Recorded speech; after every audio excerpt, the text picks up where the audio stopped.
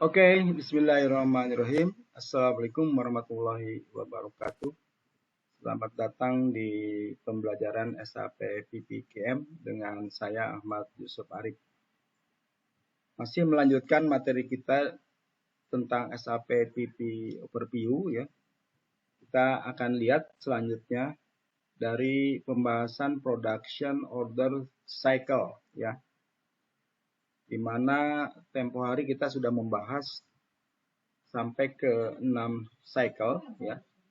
Step yang ke-6, kali ini kita akan lihat step yang ke-7 yaitu material staging dan seterusnya kita akan bahas.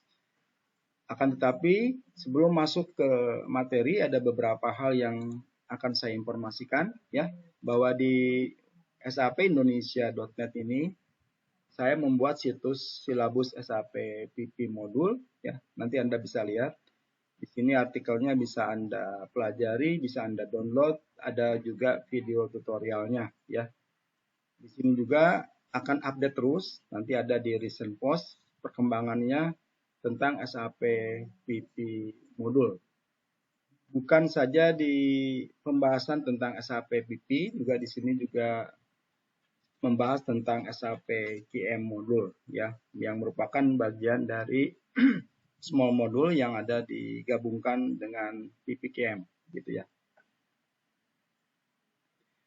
Pembahasan tentu saja Anda bisa melihat di sini ya, dari silabus master data ini materinya sudah saya buatkan di dalam artikel sini ya. Nanti Anda bisa lihat misalnya tentang master data ya. Master data ada 5. Master data pada material, pada BOM, work center, routing, dan production version. Nanti Anda juga bisa lihat di sini, di menu atas, master data PP, ataupun Anda untuk sudah memahami tentang master data, Anda bisa langsung ke pembahasan demand management, ya, atau planning process. Di sini juga ada pembahasannya. Ada beberapa yang memang tidak saya masukkan ke dalam grup, tentu saja nanti Anda bisa cari di artikel recent post ini. Artikelnya ada semua di sini, ataupun Anda bisa search ya.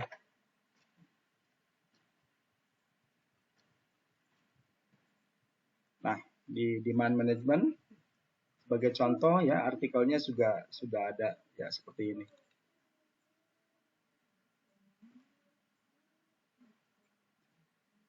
Tentu saja pembahasannya di sini memang diarahkan menggunakan video tutorial juga ya, agar Anda memahami proses bisnis prosesnya dan skenario-nya.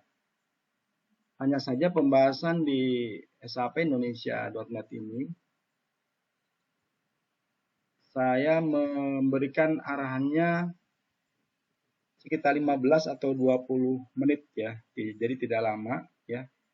Nanti kalau Anda yang memang ingin lebih fokus tentang memahami SAP PP maupun PM, saya sudah menyediakan situs materi ya. Nah, nanti di sini di materi.sapindonesia.net nanti Anda bisa lihat di sini pembahasannya sudah kita rangkumkan ya.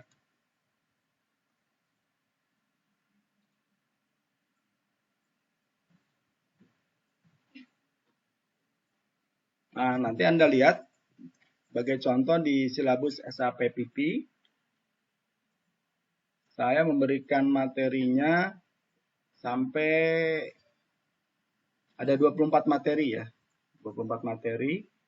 Nanti Anda bisa lihat dari overview SAP PP yang seperti ini, yang saya sedang bahas, ini overview-nya. Juga nanti akan dipaparkan kembali di sini, di overview semuanya.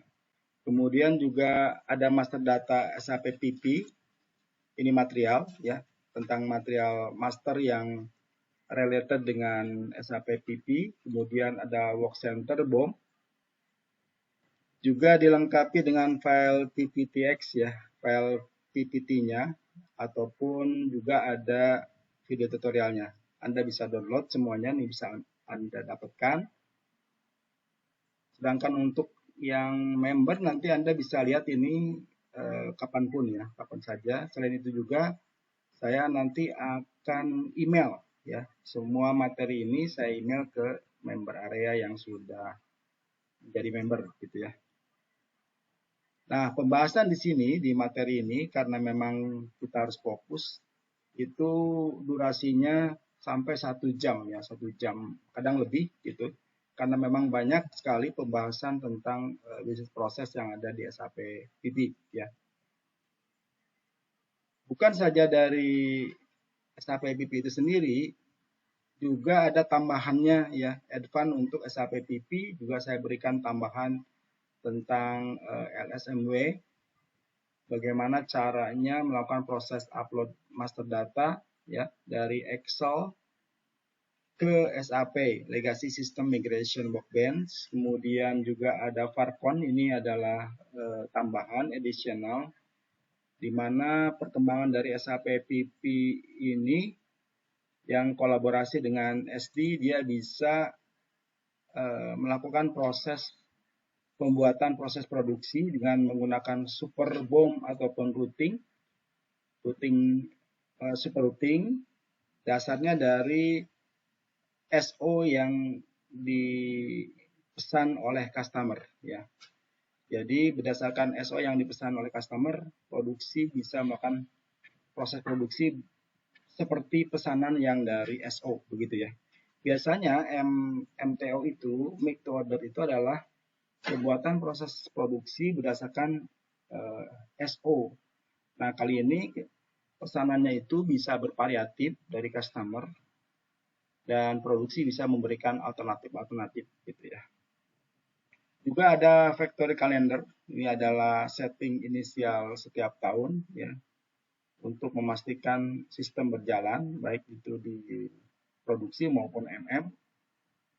Kemudian juga ada batch determination, di mana fungsi dari batch determination ini adalah banyaknya data yang tersebar di SAP ya, yang menggunakan batch, tentu saja untuk pemakaian ke dalam proses produksi atau mengkonsum, kita bisa mendahulukan konsep FIFO ataupun LIFO ya.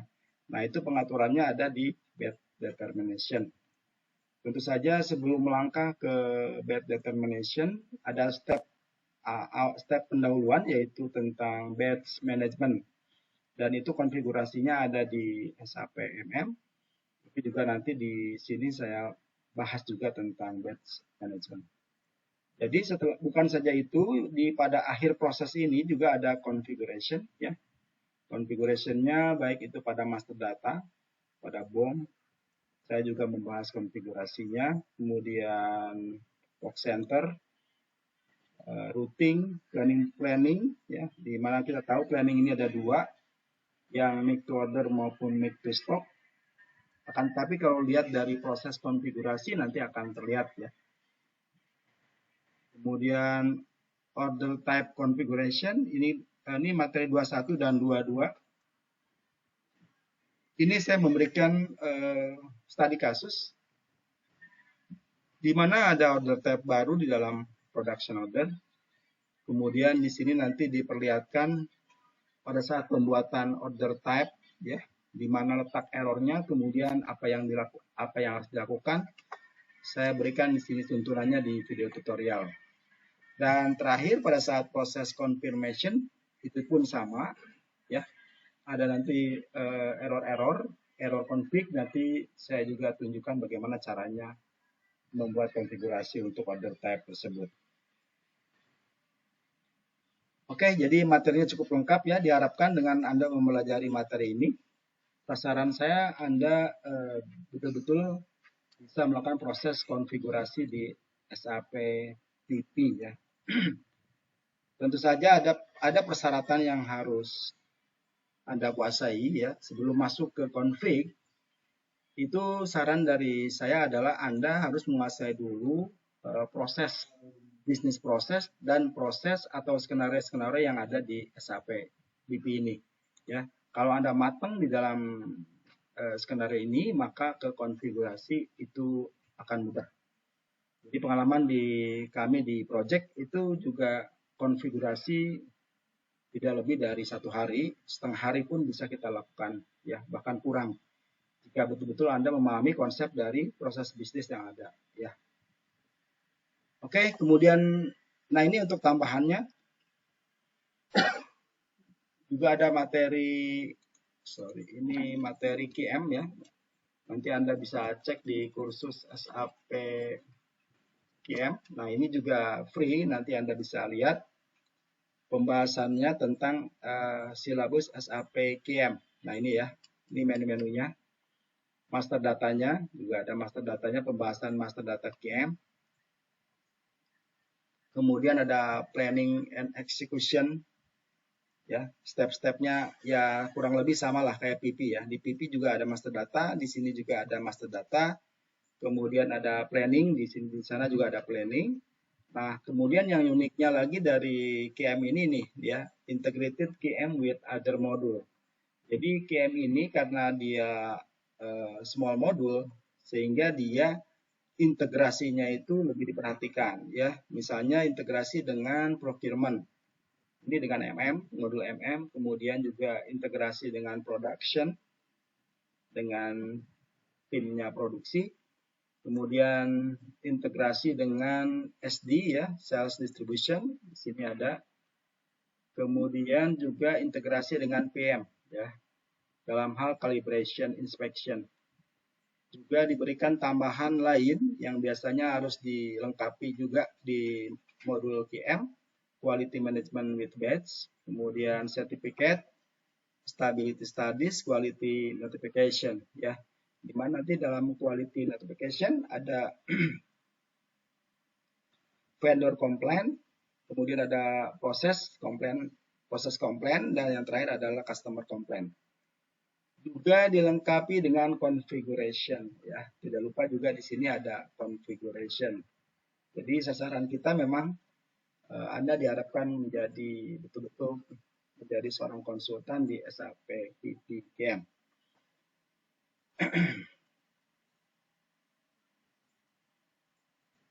Nah, untuk materi SAP QM ya, di sini pun silabusnya sudah kita lengkapi.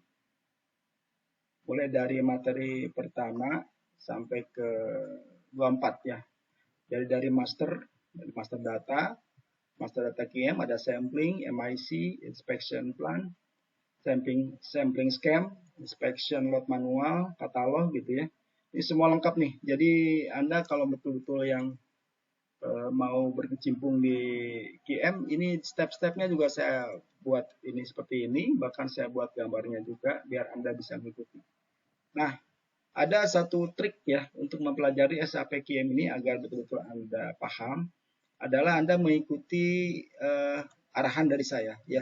Sebagai contoh misalnya untuk inspection plan, ini saya membuat contoh tentang inspection plan length 1. Nah, nanti Anda ikuti seperti ini polanya agar Anda bisa mengikuti proses selanjutnya ya. Karena dari master data itu nanti dia akan bersambung ke transaksi ya. Jadi Anda harus ngikutin betul-betul.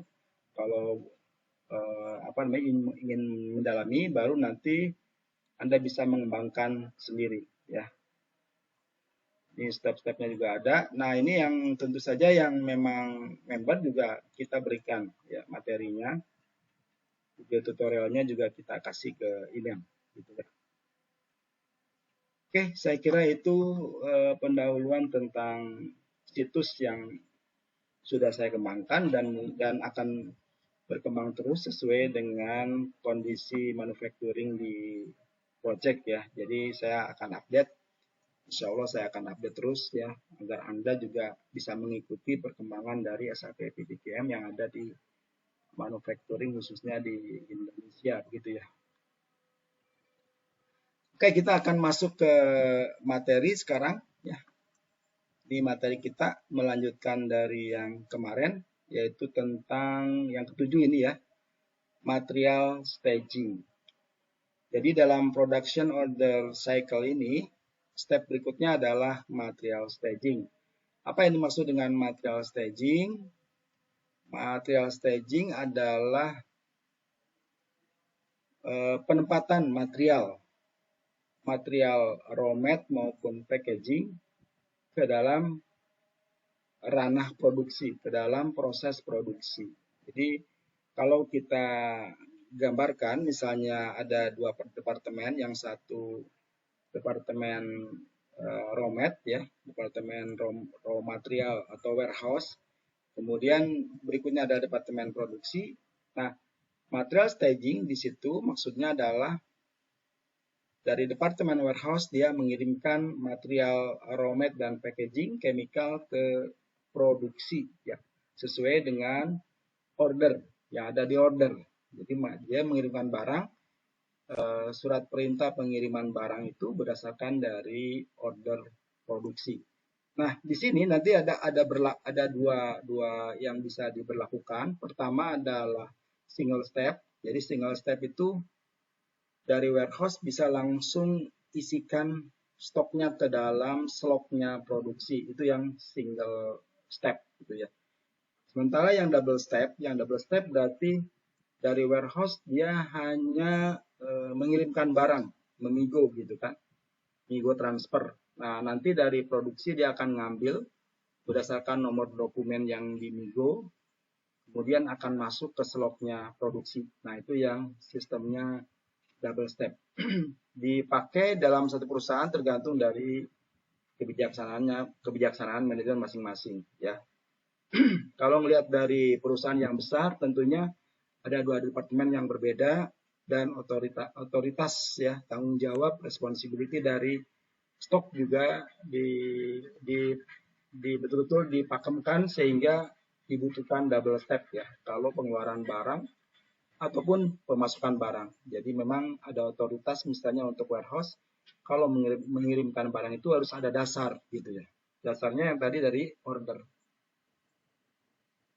Oke, jadi material staging ya seperti itu, penempatan material untuk raw mat packaging chemical. Kemudian order processing ya. Tentu saja kalau sudah masuk semua udah lengkap ya, baik itu material, mesin dan selanjutnya, maka produksi bisa mengeksekusi order tersebut ya. Dia bisa menjalankan proses produksi di shop floor. Oke, setelah waktu berjalan, katakanlah 8 jam, satu shift biasanya 8 jam, satu jamnya adalah break ya, atau istirahat. Jadi 7 jam proses produksi. Nah, biasanya tergantung dari manajemen sih ya. Ya kita anggaplah diasumsikan 8 jam adalah satu proses order yang harus dilakukan oleh tim produksi, satu shift ya, shift pertama. Kemudian nanti setelah selesai, katakanlah dari jam 7 sampai jam 3 sore gitu ya. Jam 3 sore dia selesai, maka dia melakukan proses confirmation. Gitu ya. Katakanlah 8 jam misalnya gitu ya. Nah, confirmation ini adalah aktualisasi dari order. Kalau tadi order itu ada beberapa yang diplanningkan ya, diplanningkan dalam pengertian harusnya menghasilkan katakanlah 1000 kilo gitu ya. Ternyata setelah dikonfirmasi bisa lebih ataupun bisa kurang ya hasilnya, aktualisasi dari finish product maupun SFD. Nah, itu yang dimaksud dengan confirmation ya. Baik itu pada material, confirmation-nya baik itu pada material maupun pada proses ya. Pada proses juga aktualisasinya ada yang diotomatiskan, ada yang memang diinput. Misalnya tadinya kalau planningnya misalnya 8 jam, kemudian aktualisasinya bisa diinputkan misalnya 8 jam juga gitu ya. Kemudian yang lain-lainnya juga activity-activity-nya bisa diinput di confirmation. Kemudian ini yang 10 adalah determine WIP ya, ini adalah bagian dari proses produksi yang WIP. WIP itu work in process. Artinya adalah misalnya dia ada proses dulu sebelum menjadi finish product. Nah, itulah ada WIP-nya. Nah, WIP dulu dia diselesaikan ya. Setelah WIP diselesaikan baru finish produknya bisa dilanjut ya. Jadi kalau tanpa adanya stok WIP tentu saja finish product tidak bisa dilanjut alias stoknya defisit ya.